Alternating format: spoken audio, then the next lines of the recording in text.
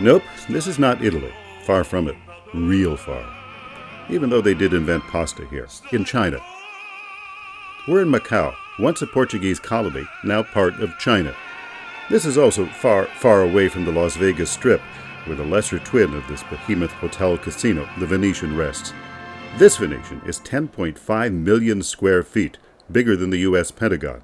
I spent 5 days here, rarely getting out because of a conference, and only got to the other end of it on the third day. This place is dedicated to two vices, gambling and shopping. Not very many Chinese or Portuguese brands here, unless you count Western brands made in China. This could be any high-end shopping mall anywhere. But rich Hong Kongers, Chinese, and Japanese spend here. Big time. There are no Tintorettos here in this faux Venice, far from it, but great stagecraft. And if you don't like a solo meal, get over it.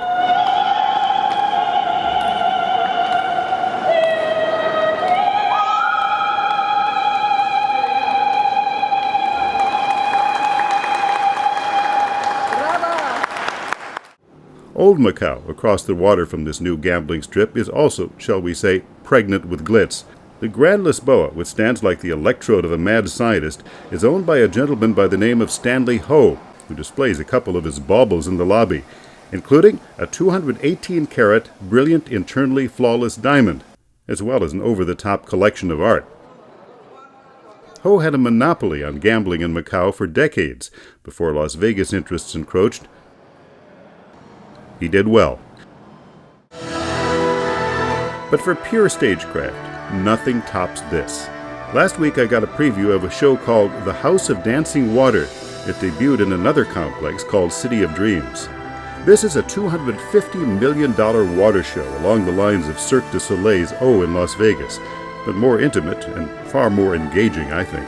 It is staged in the world's largest pool. They say the show draws its inspiration from Confucianism, Chinese culture. Didn't quite follow that, but it has all the elements of an opera plot, and then some, a whole lot of some. Forbidden love, an over-the-top chandelier,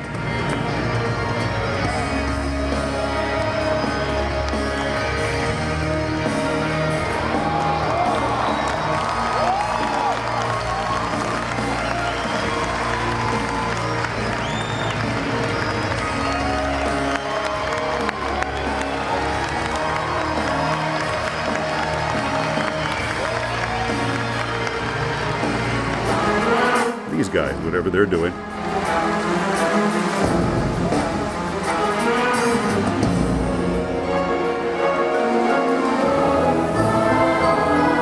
A villainous platinum blonde who eventually gets hers.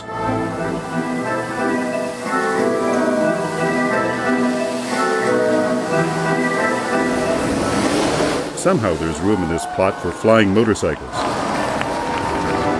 And a Busby Berkeley routine.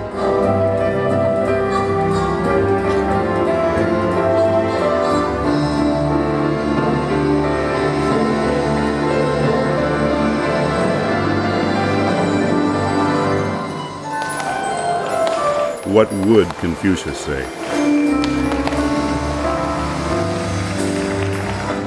But Macau has also retained some of its Portuguese heritage. It has beautifully restored its colonial architecture in places like Senado Square, where the colonial government once ruled. I visit Macau quite often, and one of my favorite pastimes is to sit in this square, enjoying a pot of tea while watching the world go by. Tonight, a Chinese-Portuguese stir-fry to celebrate the Mooncake Festival. But wait, the night is still young. Down by the river, people are still jumping from Macau Tower, one of the world's foremost bungee jumps. Hate to say it, but I know this guy. He is a CEO named Greg. CEOs do this. We who are not CEO material don't have to.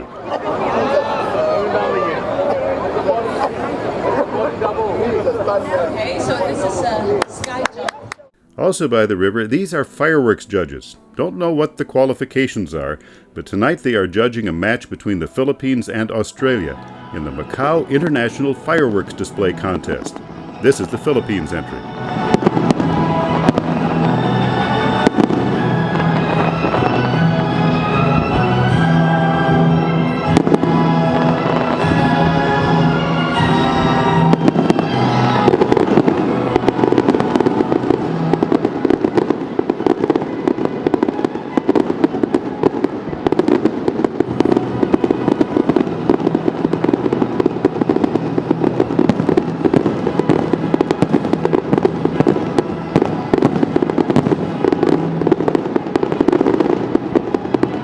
Nothing like a night in Macau going out with a bag.